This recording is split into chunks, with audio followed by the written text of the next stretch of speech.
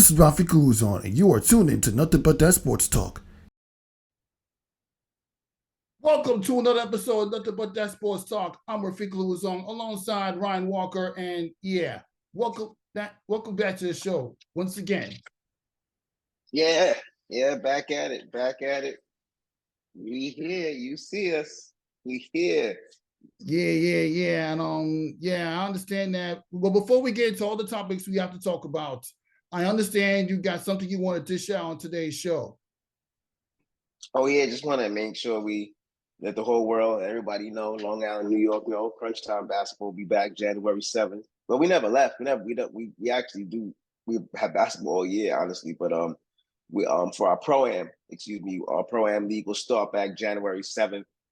That'll be on a Sunday, and all our pro-am games for the winter time will be on Sundays throughout the season. I think we have like a 7-game season, but this is a big one because this one is going to be cash incentive. Don't quote me. It's I'm getting more of the logistics of it, but I think it's minimum 5,000 if the payout for the winner. But it's ways set up that you can cash out even more. But like I said, for anybody who has pro-am teams and want to bring a pro-am team down to play for the winner, you could log in with us at Crunch Time Basketball, ask for Rev or Mo, and they'll tell you all the details and what a team needs to do to get in there. So we're back January 7th, and that's a big thing. Long Island has been away in it, so we're back at it with that. And I got a holiday classic to do with them actually. The weekend of the 22nd through 24th. A lot of people are doing a lot of basketball invitations around that time, as you know as well too. We've been covering a lot of stuff too, and you'll get into that as well in a second. So that's it. Crunch Time will be back January 7th.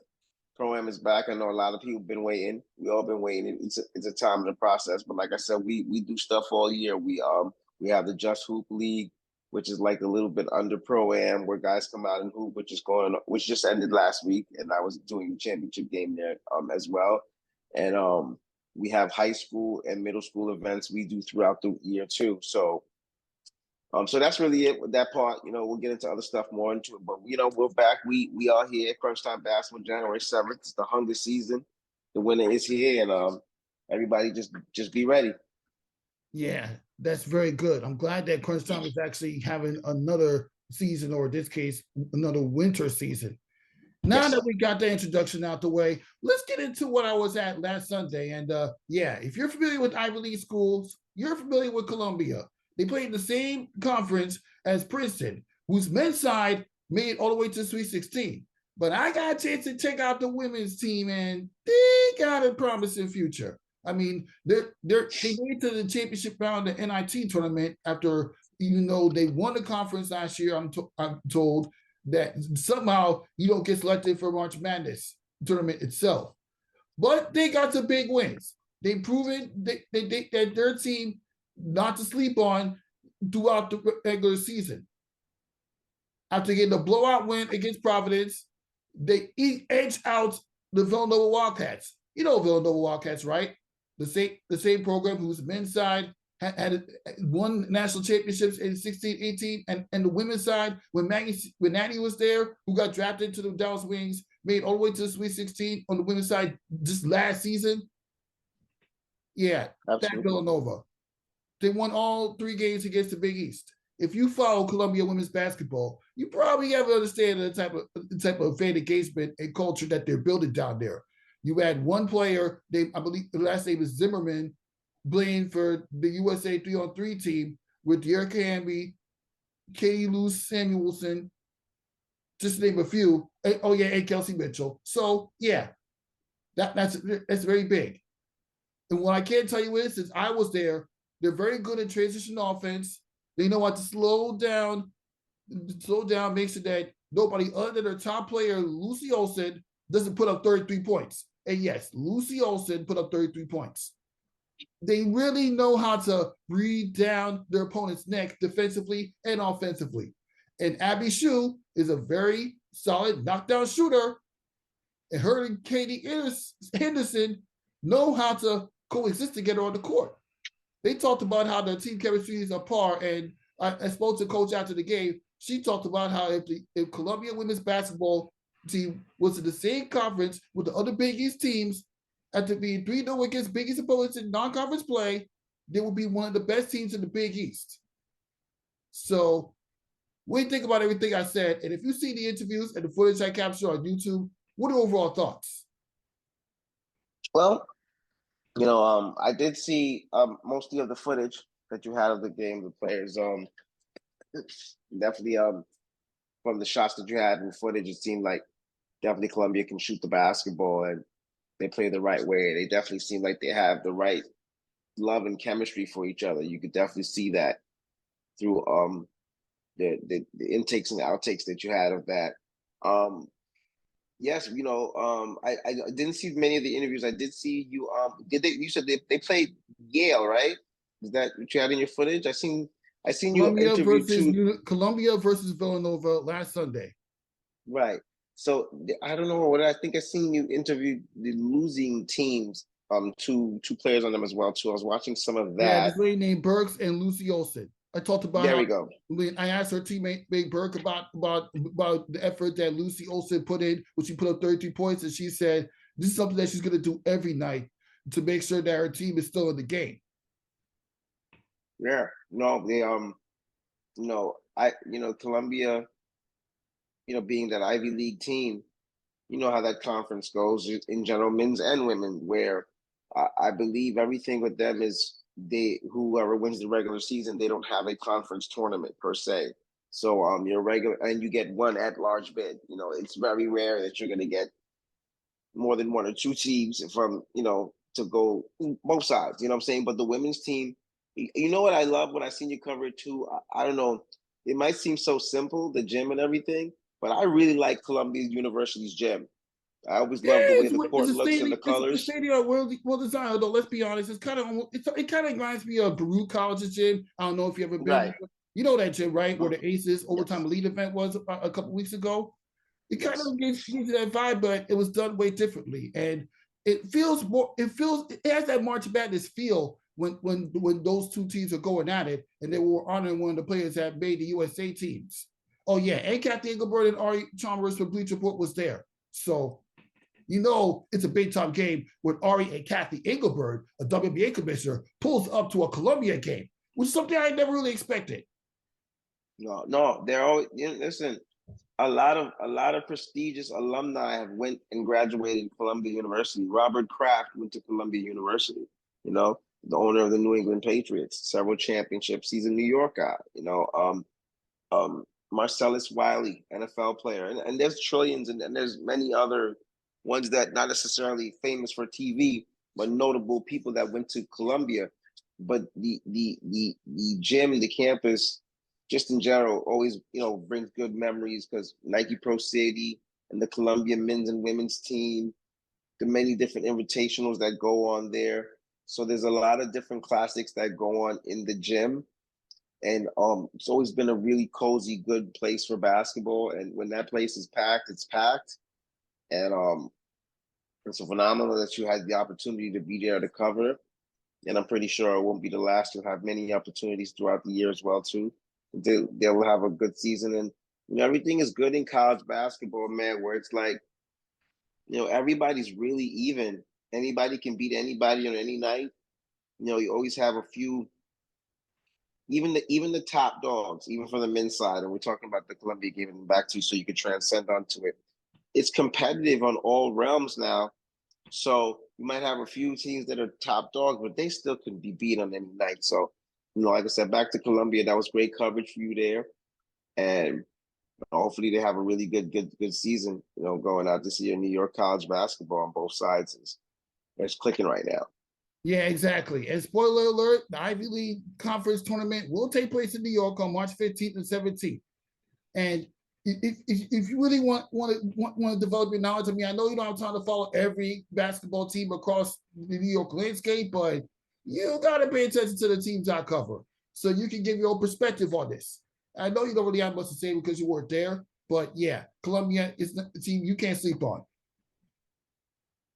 100%. That's good. Yeah.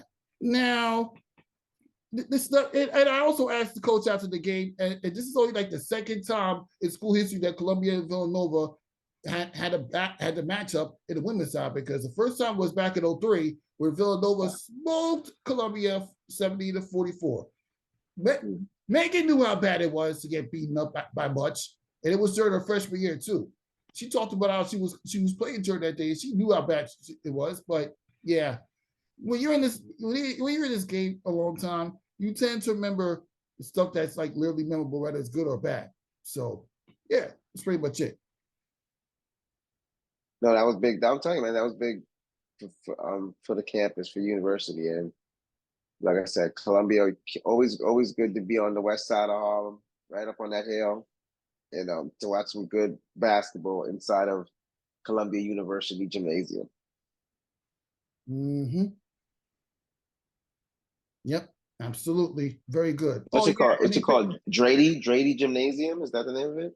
Yeah, I believe so. Yeah, I believe that's the name. But yeah, after Columbia beat Villanova, they won against Memphis this 86-76. The Columbia women's basketball team is coming. Now they on the rise. That's good for them, man. That's, I wish them. I wish they could get that at large bid. Mm-hmm. They coming. Of course, they got Princeton to deal with, and they had to win the conference tournament to get there. But since they don't really have that much bids for March Madness, but we're in December, so yeah, you cannot sleep. You just watch out for them. That's all I gotta say. Now, transition to another topic real quick. As earlier this week, we had some free agency moves go down in Major League Baseball. Start off big with the Yankees picking up Juan Soto in a trade. And after an 82-80 season, the Yankees have to step up in free agency when you pick up a bat like Juan Soto for the San Diego Padres. Thoughts? Oh man, it is a great pickup. Great pickup.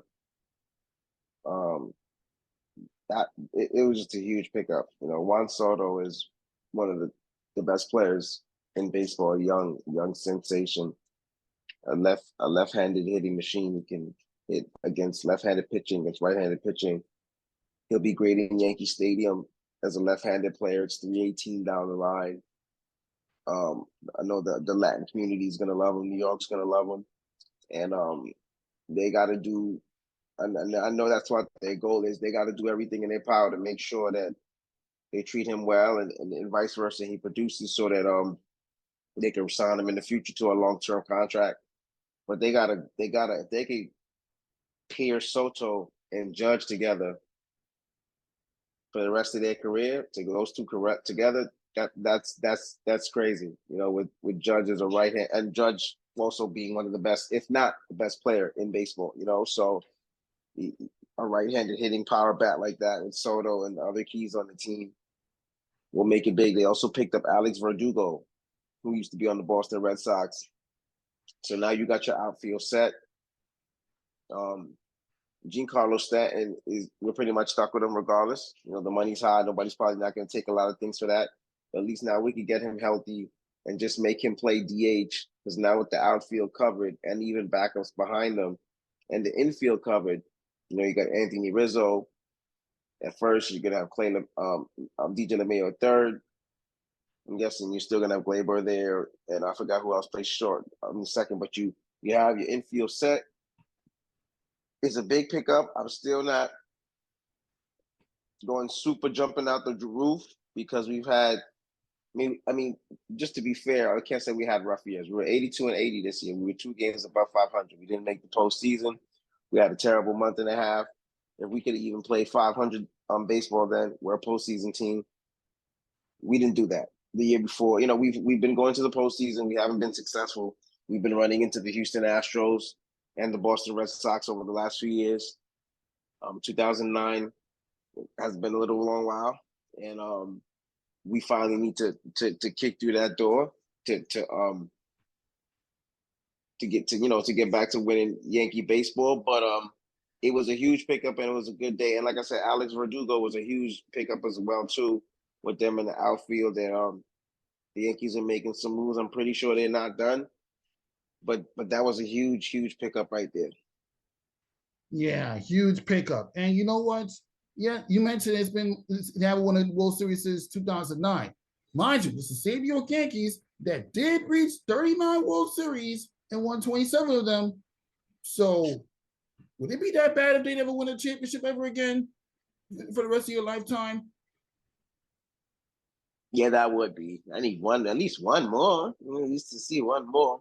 You know what I mean? But I mean, if we can really get away with doing something like that, but it would be nice if they could get one more. And with this pickup right here, like you said, Juan Soto, this guy's a World Series MVP, a World Series champion at a young age, just turned 25 years old.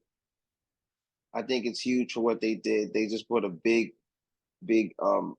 bonus into the lineup. And he's one of those guys that not only can he hit for power, and he hits against left-handed pitching as well, so you don't have to worry about taking him out the lineup when the left-handed pitcher is there. He hits the baseball all over the field. You're gonna see this guy. If we can get LeMahieu leading off, and now you'll have a Judge, Soto, Giancarlo, and then Rizzo. That's a lot of pop in the middle of the lineup right there. And you'll have Judge, who's a righty, Soto, who's a lefty, Giancarlo, who's a righty, Rizzo, who's a lefty. So you throughout the lineup, it'll switch up all the way through. And you know, they have the Cy Young winning pitcher with our ace, oh Lord, what's the gentleman that just won Cy Young for the Yankees Garrett this Cole? year? There you go, Mr. Cole. Cole, you have a Cy Young pitcher you bring him back. You got a very good staff that you bring him back. We got to figure out what's going on with Luis Sereno. He had an egregious year coming off the ACL surgery. Speaking of Luis Sereno, let me interrupt. He signed a one-year deal with the New York Mets. Good. Let him go. Have a good night. Wish him the best. Have a good night. Good life. Really? Yep. Good night. Did you say signing with the New York Mets? Yes, and you went there too. Goodbye. Good night. And make sure you stay over there too. You'll still be in New York. Yeah, that's nice. You're not playing for us. God bless you. You don't got to change location. Him and his family. God bless him. We still have many other guys. He didn't have a great year anyway, so we have many other guys on the staff. We have Nestor Cortez who will be there and back. We have guys that, you know, once they figure it out with the pen, they should be good. It was a great pickup and good start for the Yankees. Exactly. You're talking about the same Juan Soto that managed to get about 35 home runs and 109 RBIs last season. RBIs is the second most he's had since 2019. And 35 home runs is the most that Juan Soto had ever since 19. Obviously, that was the year he played for the Nationals team that won the World Series. But nevertheless, he had some down years with the least being in 2022, where he had only 6 home runs. But let's not forget, he only played 52 games. Right, correct. So his home run numbers is kind of up and down. We'll give you a couple good home run years. We'll give you a couple bad home run years.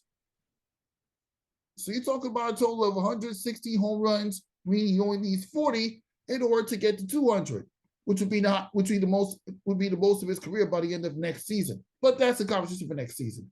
But nonetheless, he has a very solid bat narrative to about 284 throughout his Major League Baseball career. So it's not like as if solid. So yeah, it's not like as if you didn't pick up anybody bad. You pick up a very talented hitter that'll help the Yankees get over the hump after what we saw last year. And let's not forget, the Yankees was in wild card position. It wasn't up until like literally late August, late August when the Yankees started doing bad. And I kind of busted shots when they were 7 games below 500, only because it was kind of unusual to see the Yankees play that poorly. Yep. Hey, listen, just barely find a way to be above 500. They did, but they still need to get better.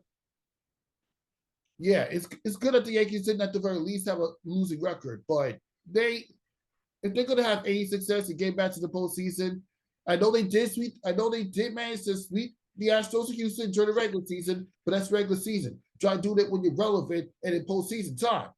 That's all we really care about. You keep bringing up who cares? They did that in the regular season. I said, would you stop? Yeah. Listen, big pickup with Soto. Great I'm just start. saying. I'm just trying to give you some hope. I mean, even in a bad year, they did win some games against the Astros. I'm just trying to give you guys some hope. That's all. Yeah, and now with this, man, I'm telling you, they're gonna have a great 1-2 punch. It's gonna be scary sometimes because this is Judge team and Judge is the best player, but Soto is a stud too. There's gonna be times that Soto is gonna be so hot and looking so good. You're gonna be like, man, is Soto the best player on the team? Because Soto's an incredible talent and he's great defensively too. We're really sewed up in the outfield defensively. With Aaron Judge's arm and his prowess and how he can play the field. Soto, his arm, how he plays the field, and Verdugo, who's a heck of a defensive gem. And so we're all right, man. We had a couple 1 or 2 things here, utility players here. Certain guys that could go can go, and once baseball season starts, we'll see what happens. What happened to the Jets? Only you can attest to that because you kind of watch a little bit of it at least. But didn't I tell you? Remember last week's show? Didn't I say to you? I said they gotta be careful. They will and could lose to the Falcons. The Falcons are competing for the division. All their points were scored it, on. All their points were scored on field goals and a safety. Really, Jets? they stink. No, I'm sorry. The offensive line and the quarterback for the Jets stink. They stink. Even when Rodgers comes back next year, they need to spend the money, go over the cap, draft some kids, figure it out, but they have to get a suitable offensive line. They're still not going to be productive if that line is the way it is, and you cannot put Aaron Rodgers as an older quarterback, still damn good, but you can't put him as an older quarterback in that situation. We just watched this man on the 4th play tear his Achilles. So that means now they're going to have to put extra protection around him. They're going to have to be extra cautious. And Rodgers is going to be smarter and cautious too to probably make sure he puts himself in positions where he gets rid of that football. Because guys are coming to attack, and defensive ends and defensive tackles are really good in the NFL nowadays. But they have to get an offensive line. Their offensive line is really, really bad. It's really bad. And the quarterback, because the defense is playing. You can't get mad at the Jets defense this year. They're playing, man. They're playing their butts off. They just can't get enough offensive production from their team, and it's not like they don't have the skilled players. Because they have the receivers. Maybe they could use another playmaker. Let's see if they could pick up something from the draft or maybe free agency or whatever the case may be as well to help Garrett Wilson and the other gentleman on the team. But here goes another thing too. As much as I like him, Breece Hall doesn't look to be the same player he used to be. Now, we have to be fair because he's coming off a torn Achilles. So maybe we won't see the best Breece Hall until next season when his body completely gets comfortable into it. But guess what, too? His offensive line stinks. So he's probably not getting the holes to make as much plays on top of coming back from a major surgery. We can all remember this. When Saquon Barkley came back from his Achilles at first, even in his first year, he looked decent and he made plays, but he wasn't completely himself. Every athlete is different. Some guys will naturally come back, flip right away, but most of the time with those type of injuries, even after coming back and playing, all right, remember when Klay Thompson hurt himself big time? Mm-hmm. When he finally, and he had like a 2-year hiatus out, when he finally came back, it took him a while, even though he, still was Klay, to get into himself completely. And it wasn't until like maybe the next season we completely seen that's the guy we know. His body's completely. So the same thing goes with that. Breece probably is not completely back yet from it. And the offensive line is really bad. But this is why I kept saying, and this is why I wanted to beat them, the Jets, so bad. Not because I wanted to brag, because the Giants and Jets have nothing to brag about. They are two absolutely horrific football teams. Okay? But the Jets weren't great. And they when Rodgers went down and then they had the stretch where they started off 1-4 just like we did, and they won 3 games in a row. And everybody's like, JTS, I said, slow down. Yeah. First of all, we're all still scratching our heads to know. I mean, how in the heck did they beat the Philadelphia Eagles? How did that work out? Good defense, because they have good defense, as you mentioned. Yes, but they had that stretch. And I was like, this team's not good. They're not going to go anywhere with Zach Wilson. Rodgers did. This is a whole different story, but they still need an O-line. And yeah, that's why I said to you, man. There's no chance for them. They're and every team that they're going to be trailing, they lost to. Like they lost to the Chargers. They lost key games. Now the Broncos is playing back again. The Broncos they lost too many games, and they do have more games on the stretch at the end of the season that they can lose as well too. So, and I know you brought up that whole idea with the topics, and you'll get into that about the Giants going to the playoffs. Let me tell you something. Just stop it. I'm just kidding. Listen, wouldn't be saying stop it if I read you this. The Giants can make the playoffs if they go 4-1 or 3-2, which includes wins win against the Green Bay Packers, the New Orleans Saints, the Los Angeles Rams at minimum. If the Giants finish 3-2, then the Tampa Bay Buccaneers, the Green Bay Packers, and the Seattle Seahawks have to go 1-4, and the Minnesota Vikings have to go anywhere between 1-4 or 0-5. Since you mentioned that earlier, if the Giants finish 4-1, Tampa Bay, Minnesota, Green Bay, and Seattle can't be no better than 1-4, and they will be anywhere between 7th and 6th seed. Even if they still finish 7-10, they still have the tiebreak over Green Bay and New Orleans. So, and I read the NFL the playoff machine. So that's why I came up with that. If you don't believe me, look at the trade. Try the NFL trade machine on ESPN.com. Yeah. Are you finished? Are you serious? I know I'm giving false hope, but this is something to think about. They're not that far away from the last playoff spot, my guy. If you're a real Giants fan, you would have at least 2% faith that they can make it. No. But you did say something that was very great right there a couple seconds ago. The false hope. No, look what you said. They need to either go 4-1 or 3-2, and they need 3 other different teams to have certain situations perfectly work out in their favor in order for it to happen. That's just asking for too much. Right now, where the Giants are at in the stage of the season, and for them as a franchise, I think they just need to go 1 week at a time. They have a good thing going on with the little kid, DeVito, the Italian kid, and the Jersey homegrown kid, and the whole thing. And I like what he's doing. He's a good kid. Maybe he could be somebody they have for the future. Maybe, even though I'm pretty sure they still might draft a quarterback. But the defense has played well all year, in my opinion, even though with certain situations. The defense has played well. Our problem has been something very similar to the New York Jets, to the Jets, where not that, but the offensive line has. We've had like 20 different offensive lines out there this year, and the injuries, and it's just been absolutely a headache. Sometimes we're grabbing guys off the street, practically the block, because the O-line is trying to figure it out, and the quarterback play has not been great. Daniel Jones was not suitable. Even with a bad offensive line, he was not making the plays. He's not cut out for what he's done for the year.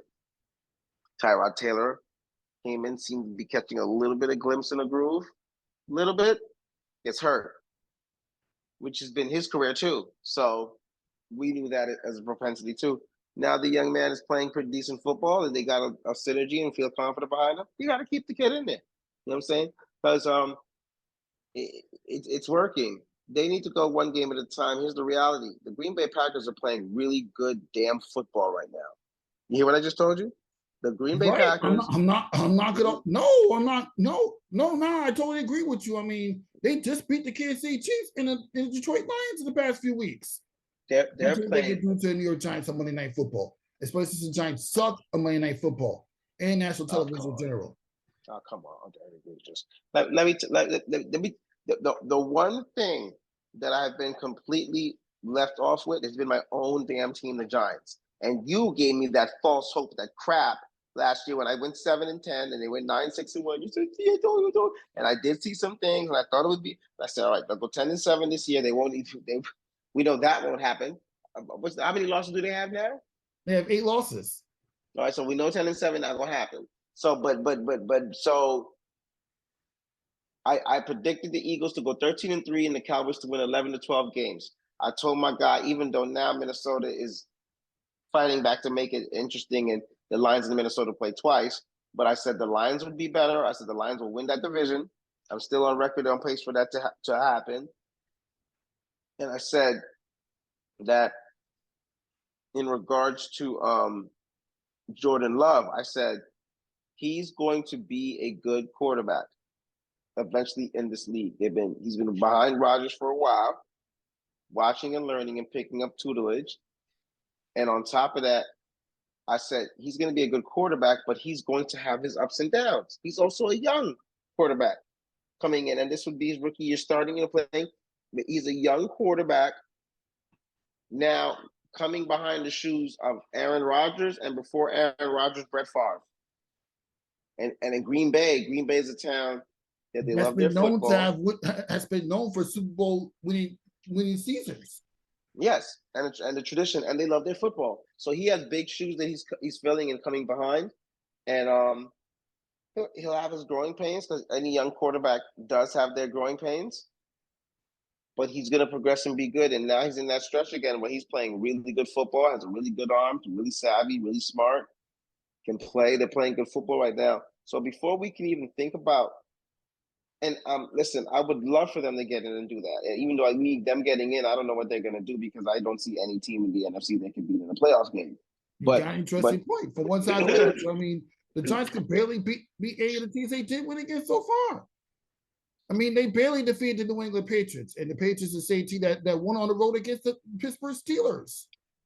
Yeah, and so you look at it in that realm. They just need to win this week. If they can win this week, which I'm not high on, but because Green Bay's playing very well now. Even with Tommy DeVito as quarterback, and even though Tommy DeVito is not Daniel Jones, and he's definitely not Eli Manning, we just have to put some faith in this kid. He's giving I like him. He's giving you 3 touchdowns against the Washington Commanders.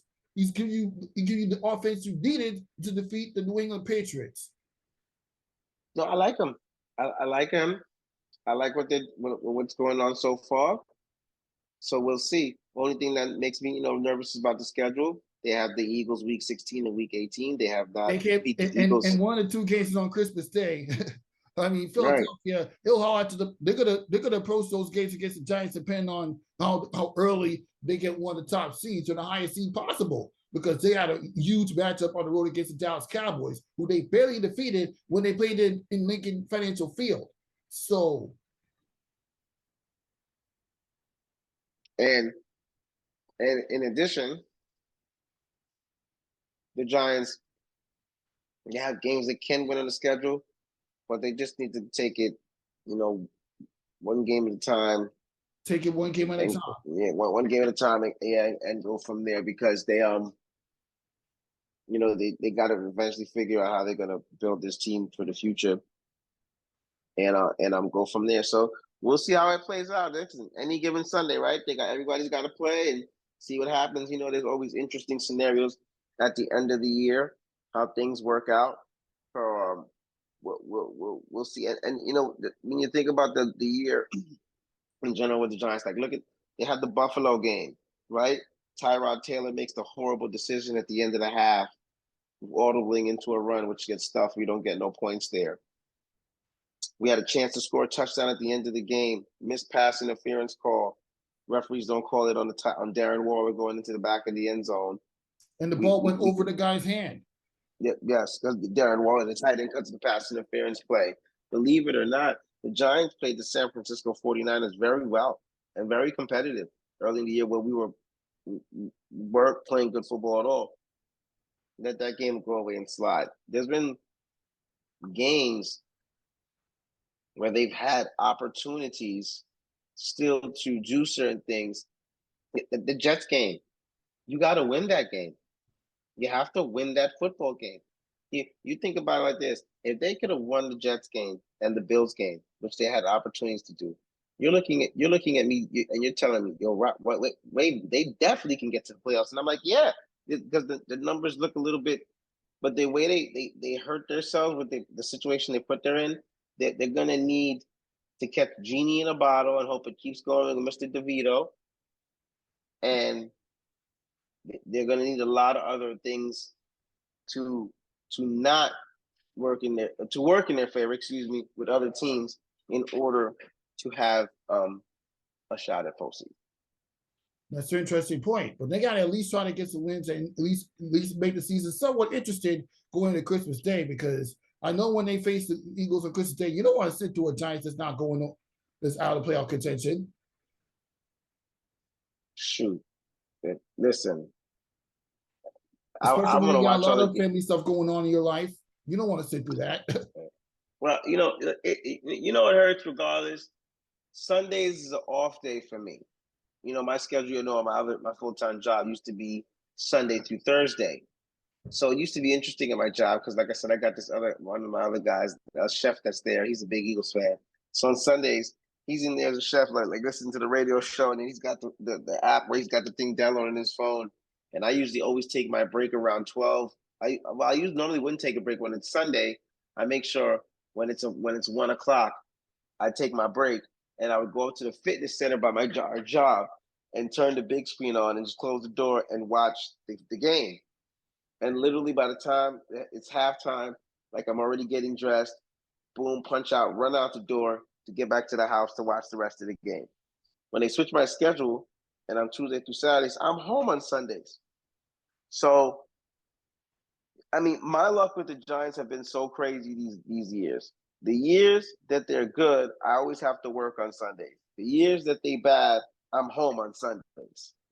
So of course last year, scrambling, and then this year now they're terrible, and I'm home every week to watch it. So I don't have any choice. So I'm home regardless to watch it anyway. It's gonna be hard on a Sunday when it's 1 and the kids have already ate. My lady, everybody's good.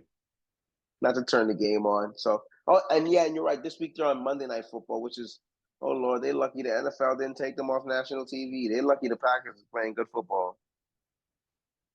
And the Giants have somewhat of hope towards making the playoffs because they can flex, because they flex games a lot.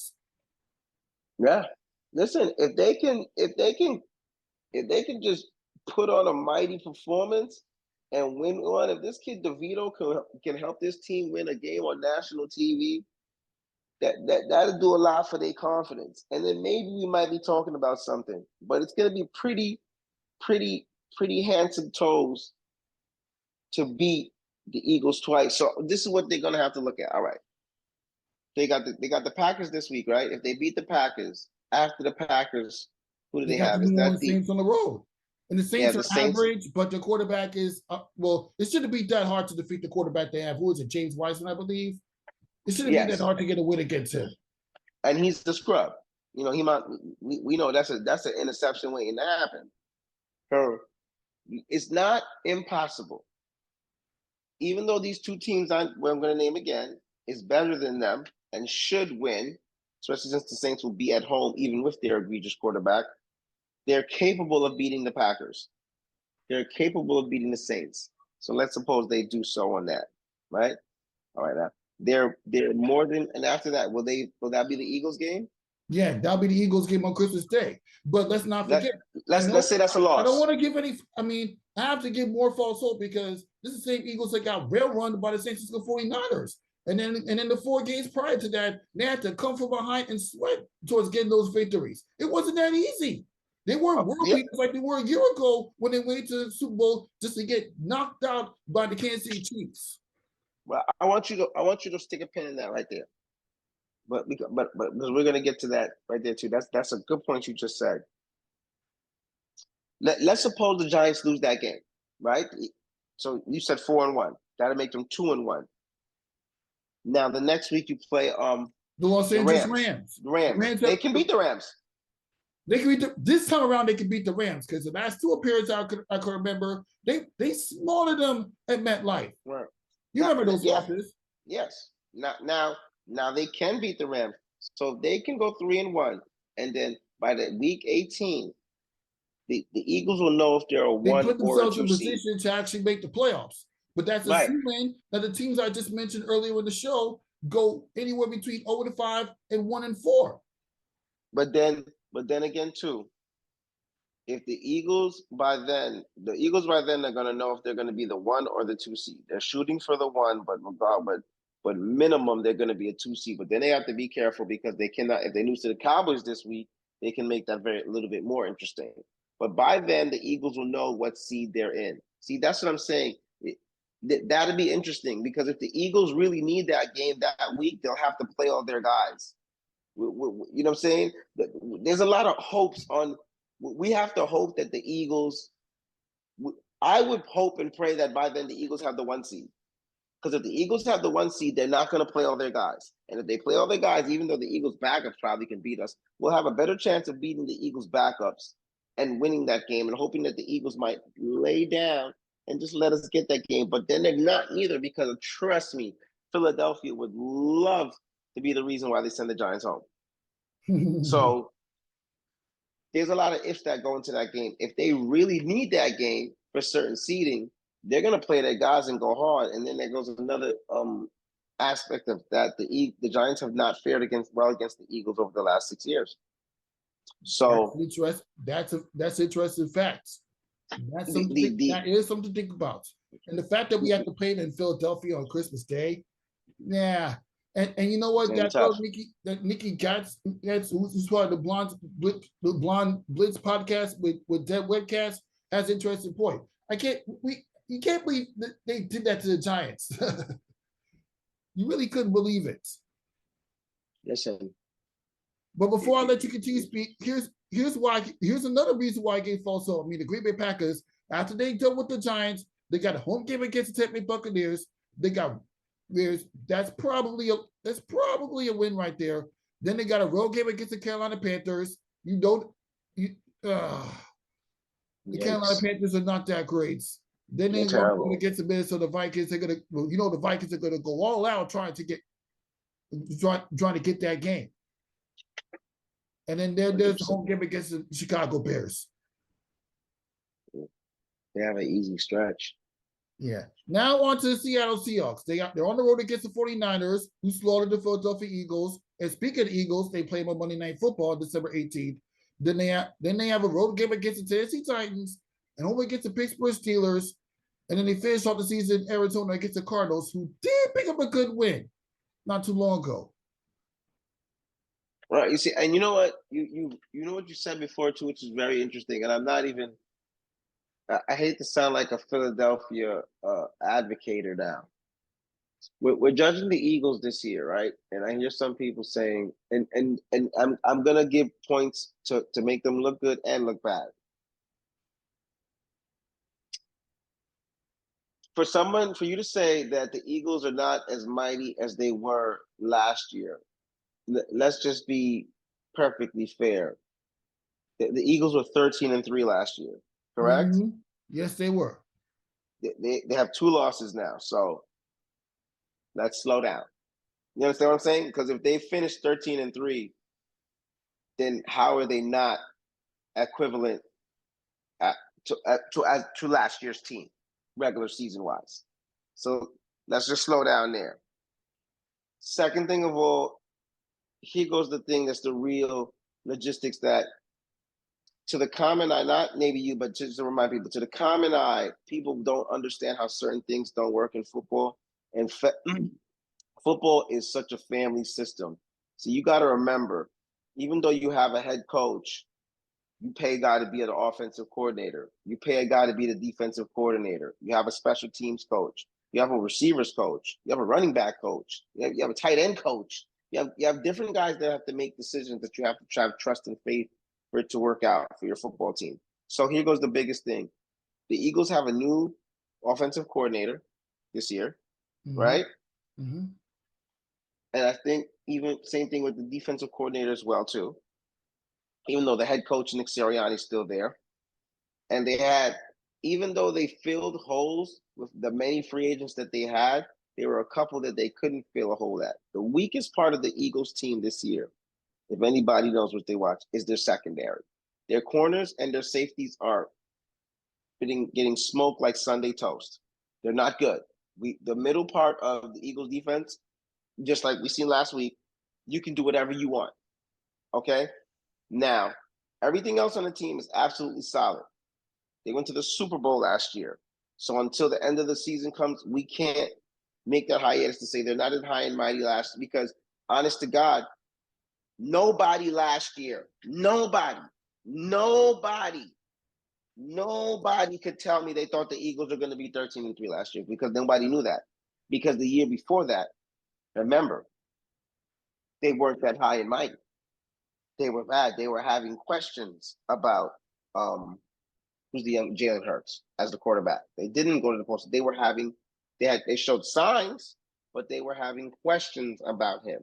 So they had a really good stretch where it worked out and everything was perfect, and they went 13-3. They've had a couple things change on the team, a couple guys who left. Their secondary is absolutely egregious. But I think we're just going a little bit, we're panicking a little bit too early, even though I'm not an Eagles fan. And what I'm saying is this, the other part too. The Eagles played 3 games in 13 days.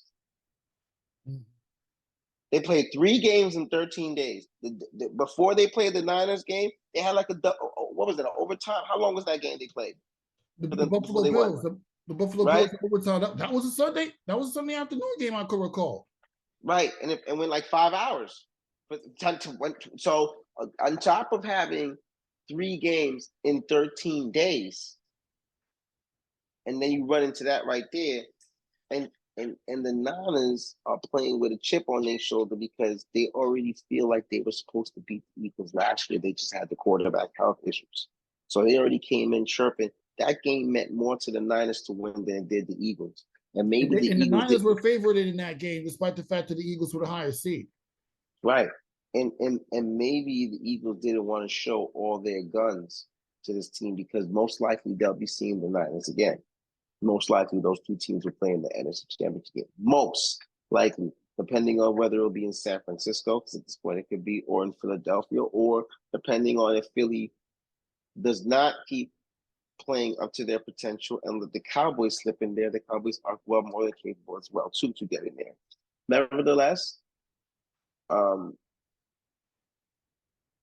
think the Eagles will be fine still, but they might be a little flawed from his last year. I know the secondary was better, but there's still time, and we'll see what happens on all those fronts. But this is the NFL, man.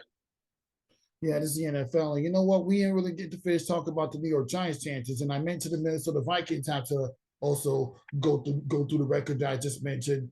Well, this week they're on the road against Las Vegas Raiders. Then after that, they got the Cincinnati Bengals. Even with the new quarterback, they can still pick up good wins.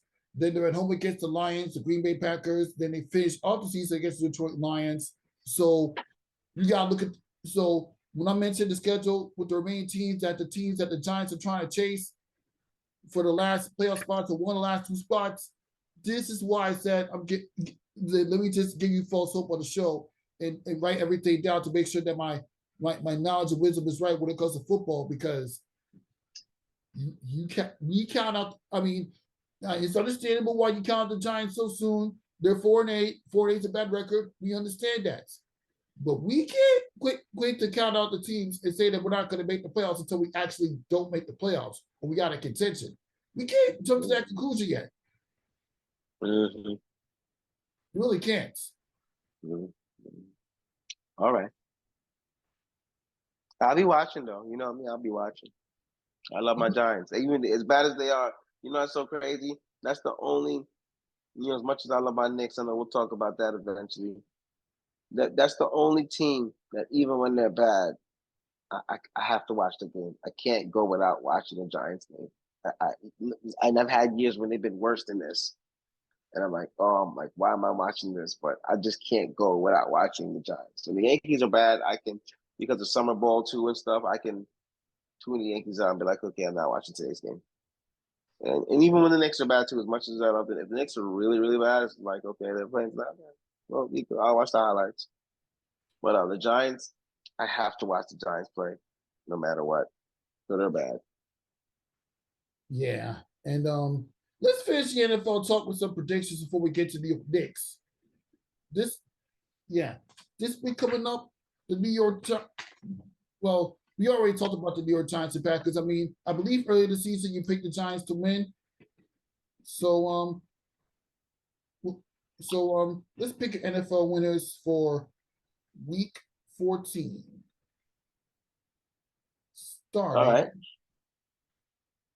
Starting with the Tampa Bay Bucks on the road against the Atlanta Falcons. One of the teams that does have to lose.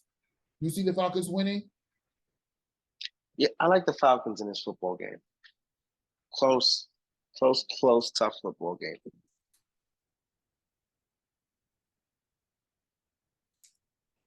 That's fair. Detroit Lions on the road against Chicago Bears. That's obvious.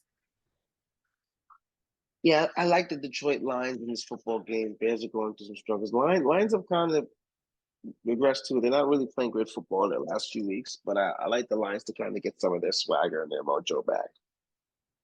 The Indianapolis Colts on the road against the Cincinnati Bengals, who pick up a big Monday Night Football win against the Jacksonville Jaguars on the road. Do you see the Cincinnati Bengals picking up from that?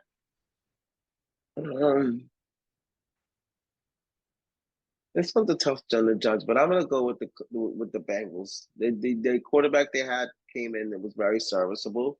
I like what you said. They'll keep that momentum going. Colts have a chance to get this football game though, but I'll go Cincinnati with it just because of their momentum. Pick it up from Since I mentioned Jacksonville Jaguars on the road against the Cleveland Browns. Man, just when you get high on the Jacksonville Jaguars, they let you down, right?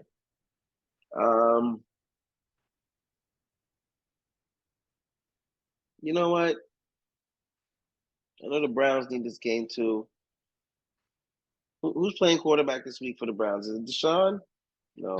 Deshaun is out for the season. Remember? Season, yeah. So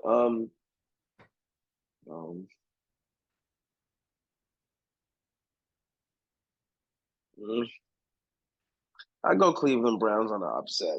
Jacksonville should win though, but I go Cleveland Browns on the upset. See if I can win some scary games this week. You know how sometimes the NFL goes crazy. Yeah. New Orleans Saints at home against the Carolina Panthers. Even though the Saints are not, we already went over the quarterback issue for the New Orleans Saints. This is a game they should win. Carolina is Saints. Okay. Definitely Saints. Yeah, you can't lose to the Carolina Panthers. Jets at home against the Houston Texans. I'm not going to be I'm not going to be watching that game. You'll probably follow that, but we'll get to that later. You see the Texans are beating. No. They might get plastered. Let me tell you that. CJ Stroud's playing. That kid's good, and on top of that, the Texans can move the football and actually score. So the Jets defense is really good. But the Texans have an O-line, and this kid Stroud can run and pass the football. They got targets. They can defend just as well too. They might be in trouble this week against the Texans. They might be. Yeah, I agree with you. They might. They scored 8 points against the Falcons, and I know Texas offense is better than the Falcons, and I know their defense is just as formidable enough. Yeah. Los Angeles Rams on the road against the Baltimore Ravens. Oh, the Ravens are winning. And picking up for the Ravens at this point, that's one of the teams I mentioned that I mentioned earlier in the show that they have to lose, go 1-4, 0-5 in order for the Giants to make the playoffs. After the Ravens, they're at home against the Washington Commanders, the New Orleans Saints. I already mentioned the road game against the Giants, and they finished up the season on the road against the 49ers. So, yeah. but that's a conversation for another show. Yes. Now we get to the Vikings and the Raiders. You see the Vikings winning this one? Yes.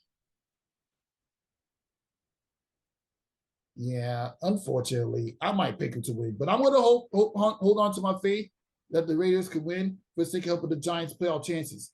Now, let's get to the 49ers and the Seattle Seahawks. 49ers. Okay, that's fair. Buffalo Bills on the road against the Kansas City Chiefs at Arrowhead Stadium. Chiefs.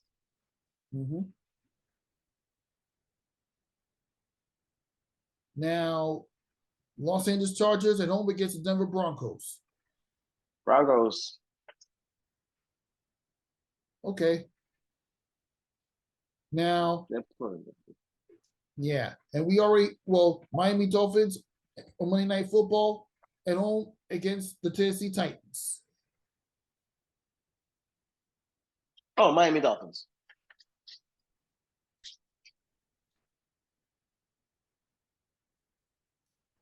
Yeah, and I think you did pick the New York Giants to beat the Packers several times, so I'm just gonna say that. Now we get to the big time matchup that's gonna take place at least this week.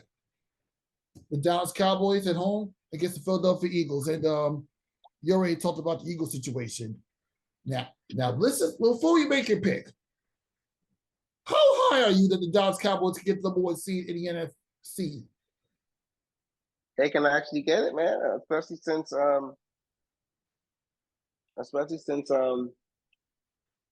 Philadelphia is not playing too great right now. You know, like you said, the Cowboys played them pretty close. They're at home. This would be the best time for the Cowboys to try to get them, to try to see if the Cowboys can actually beat a top quality team. Their problem is that the Niners beat them, so they have the tiebreaker. So they're gonna have to hope that they can get one game up on the Niners to even get the number one seed. The Niners actually have a tough, like 2-3 games right now is tough, but then at the back end of their schedules is cupcake. So it's possible. So, but they can get it. They just need to finish one game above San Fran, which seems to be very difficult right now. But they have to start by winning this week. Yeah, that's interesting points. While the Dallas Cowboys have been racking up wins, let's be fair. Most of them were against last place teams and second to last place teams, with the exception of the Arizona Cardinals. And the only other two losses came against the 49ers and the Eagles. So, yeah. Are they contenders or pretend? Well, you already answered that question already, but are they contenders or pretenders? Since you can't really dump the schedule, as you always said. You can't help the fact that you have to face a lot of bad teams throughout this regular season. But the Dallas they don't make the schedule, dude. But the Dallas Cowboys, I somewhat believe that they can at least make it the NFC title game. They can get that far. They can. Early in the season I made those predictions, but now this part of the season, how it plays out, you see how it is. They have the capabilities of doing that. They have a good football team. They just have to beat a quality team. Once they beat a quality team, if they can beat a quality team, then that would change the whole perspective on them, because the talent is clearly there. But that's their biggest if. They do have the potential to get to the NFC Championship game without a shadow of a doubt. Without a shadow of a doubt. Yep, without a shadow of a doubt, indeed. And look at the remaining schedule that they have coming up. And this is a good test for the Dallas Cowboys, because we mentioned the Philadelphia Eagles game. After that, they're on the road against the Buffalo Bills. The Buffalo Bills have been kind of shaky this year, so they should get that one. Then on the road against the Miami Dolphins. They got a home game against the Detroit Lions on Monday Night Football, December 30th. That's like literally that now close out 2023. Then they finish the season on the road against the Washington Commanders. So tough. Yeah, that will determine where the Dallas Cowboys can actually finish. And if they can hold their own against other NFL Super Bowl title contenders. And to wrap up the conversation, do you pick them to win or the Eagles? Um, you know what? I'm going Cowboys this week, man. I'm going. I want the Eagles to get their mojo back, but the Cowboys at home, and I think they can. But the Cowboys still haven't beat a quality team, so it's hard for me to make that pick. But I'm just gonna go blind and then say Cowboys win. Yeah.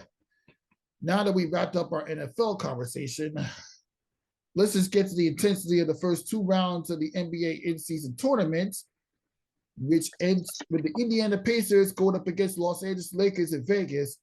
Now, get it with the Lakers, they got past the Phoenix Suns just barely, even with that little controversial call where the players were like, when it was like there was a loose ball situation prior to LeBron calling timeout. LeBron did call out timeout on time when the Lakers had possession. So let's just be fair in that one.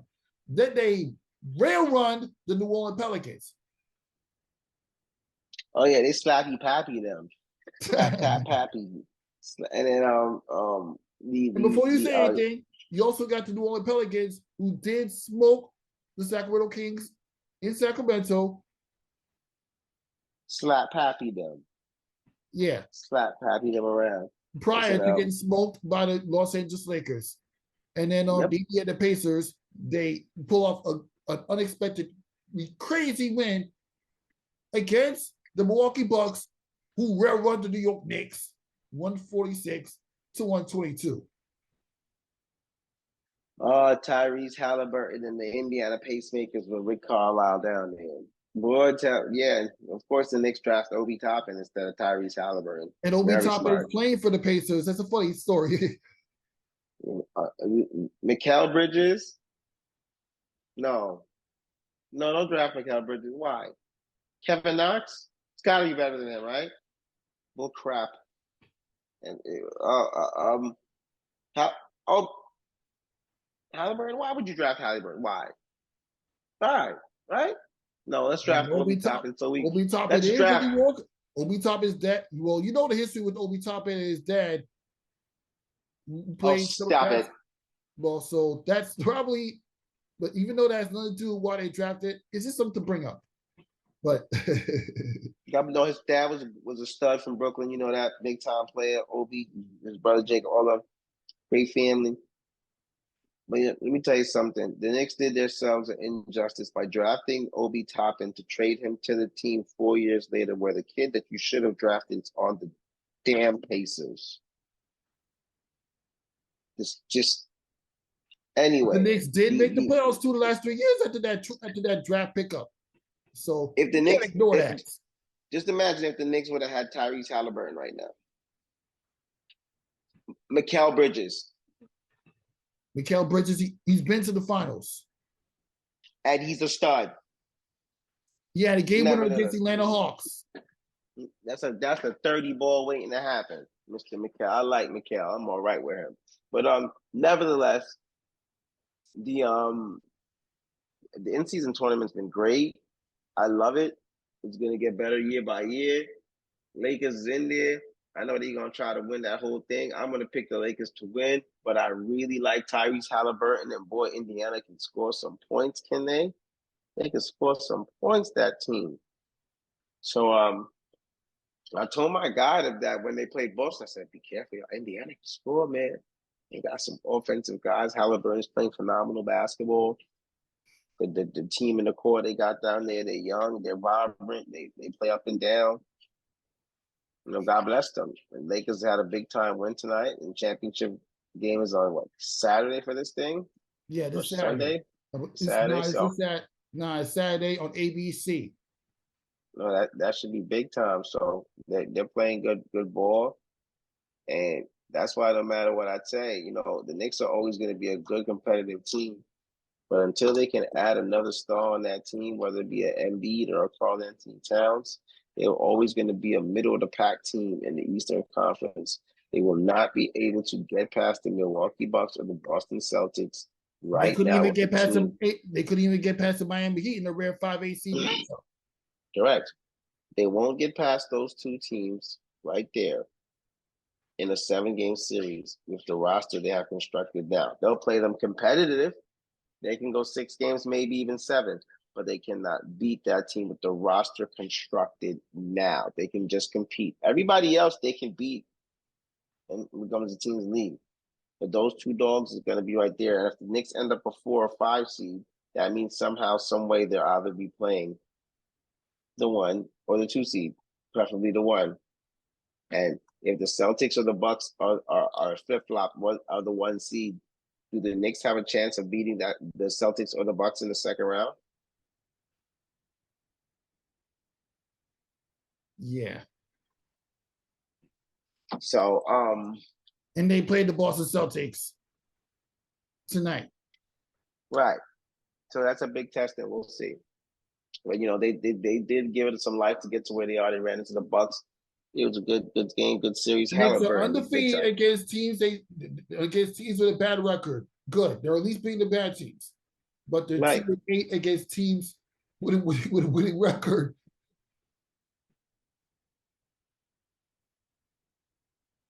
That's something that needs to get ironed out for the New York Knicks.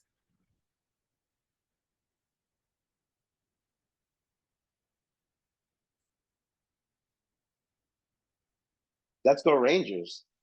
You know what? You mentioned the New York Rangers. Yeah. You know what? Yeah. Before we get to New York Rangers, you picked the Lakers to win. Yeah. If the Lakers do win this in-season tournament, what will it do for LeBron James' legacy? The guy is 39, balling out of his mind, and Patrick had the nerve to say that LeBron's not in the same level as Michael Jordan. Patrick's a damn idiot about that. He's a damn idiot. He's a lot older than me and you, and he's gonna say that blasphemous stuff about LeBron's not in the same level as Michael Jordan. LeBron's not this, LeBron's not that. It's LeBron James. He's 39. He's almost 39, balling out of his mind. He's an absolute stud, LeBron. I would want him to win as much as I love Halliburton. That's why I kind of do want the Lakers to win. I want them to be the first person to win the cup. And they get it. And maybe they have a few more times to get it. It might help, add another trophy to the case. But I'm not going to argue no more with Patrick about these. I'm not going to fight with him no more about with LeBron. I'm not going to fight with him about his Mets. I just can't.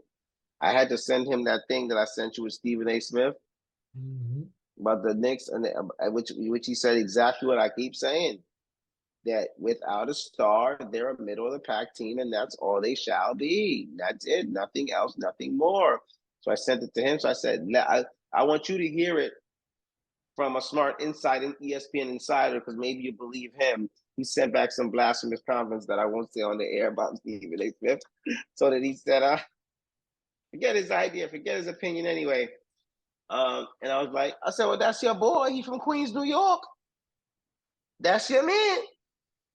He said, I said, well, anyway, that's the whole rant with them. But no, with the Mets, with this euphoric thing on the Knicks, and so crazy, the game that you didn't get to come to for the preseason, and I bought Patrick, my good guy Bruce, that gives us the tickets, great guy, comes to the game with us. He said every time he sees me at his job, because like I said, his sister stays at the assisted living where I'm at. So he'll come by like once a week and we'll talk basketball. And he's like, yo, I got some tickets coming up for us real soon, so don't worry. I was like, no problem. Once you're there, we're good. He's like, every time you see me, he's like, did you see your boy Patrick? Did you talk to him? I tell him all the time. Because when Julie's had a few games, he's like, I told you that he's a superstar. I said, he is not a superstar. He is not a superstar. You heard what Stephen A. said, which is the truth. There is no night that the Knicks go on the court and the Knicks have the best player on the team, on the court in the game. No night. If the Knicks play the Pacers right now, Halliburton is the best player in the gym. If the Knicks play the Kings, damn it, Fox is the best player in the gym. You get what I'm saying? Like, we don't have that star that can take this team to that next level. Period. Brunson is amazing. Brunson is a breath of fresh air. He doing his job. Listen, no disrespect to Julius. All first, second team. Two-time All-Star. Two-time All-Star. He's the baller. His numbers are there. He can play. I don't know whether it's with another piece or without him. They can't win a chip without another star player, without a star player in general. They don't have a star. And RJ Barrett, he's good, but And he's that's my not an man. all-star caliber player. Right. He's doing his part. So it's just, but no, there's certain opinions with him with certain things. I'm just like, I can't with you no more. I'm done. I'm not even gonna talk to him about baseball. Like I'm not even like, I'm because he told me this. He's like, once the season ended, they didn't do anything, and he's like, oh, don't forget next year coming up, I'm gonna get your consequences. He always said that's my consequence. I said, consequences for what? The Mets always stink. I said, And you you're know talking what? to me about. And you know what? When LeBron cracked the 39,000 point mark, I tagged him on that. He said the same thing he kept saying all along. And I just brushed it off. He's approaching 40K. I'm like, that is crazy. God bless him. That's my man, the Crash brother. But yeah, continue the conversation. Not too long ago, DeMar DeRozan did mention some teams he would like to get traded to, and the Knicks are one of them. Come on, DeRozan. He's 34 years old. He's still balling out on a weak Chicago Bulls team. We got to stop you, DeRozan. Chicago Bulls team. Let's get them Quentin Grimes, McBride, a draft pick. The Knicks have 11 draft picks, and they try to take it year by year to see what they're going to do with them.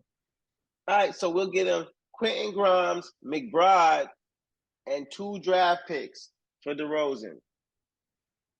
I mean, come on now. What are you holding on to those picks for? Unless you try to trade into the lottery in somehow in the future and draft either Ian Jackson or Cooper Flag, what are you holding on to those picks for, Knicks? Well, yeah. That'd be 2 right there. They could give 2 of the damn 11, just like Stephen A. said. You know, the Knicks sometimes are so euphoric. They're like Patrick. They're just euphoric. Yeah. That's pretty much all I can say. That's pretty much all you can say about this. Now, you mentioned the New York Rangers earlier, and I'm gonna say that to wrap up the show. The New York Rangers are tied with the Boston Bruins for the best record in the NHL. Okay, don't get close to the screen. They're 2 OP as heck, even though they did have a bad loss earlier this week. But outside of that, what are your overall impressions about the New York Rangers, and can they finish the way they are right now with the Boston Bruins? Oh yeah, they got offense galore. You know, Patrick Kane didn't want to be here. He wanted to sign with Detroit. I don't think he ever really wanted to be a Ranger, so that's fine. He can go about his business. But you know, we got guys on this team this year that we're gonna try to make a run at it, and we're gonna see what happens. Yeah, it's gonna be pretty interesting, and it's good to see somebody's do well. This is right. But I have high hopes for the New York Rangers this year after the way things ended earlier this season, where they blew a 2-game lead to the New Jersey Devils, your favorite team. Just egregious. Lost 4 straight, 2 straight in the Garden. Could have wrapped up the series. Just absolutely egregious. Yeah. All right, that wraps up this episode of Nothing But That Sports Talk. Thank you for stopping by, Ryan Walker. Absolutely. And my college basketball coverage is not done yet. Is in the very next episode, you'll be seeing some post-game interviews and highlights for the upcoming NABC Showcase, which is highlighted by the Florida Rams taking on the North Texans. Florida Rams will take on North Texas. And then later on, we have St. John's and Boston College. Yeah, we'll be having a lot of conversations about that. Yeah, I need to see that footage. That's going to be dope. Yeah, my alma mater will be playing at the NABC Showcase. And look out for that, as my coverage of college basketball is not done yet. Awesome. For Ryan Walker, Rafique Louison, we'll see you next time.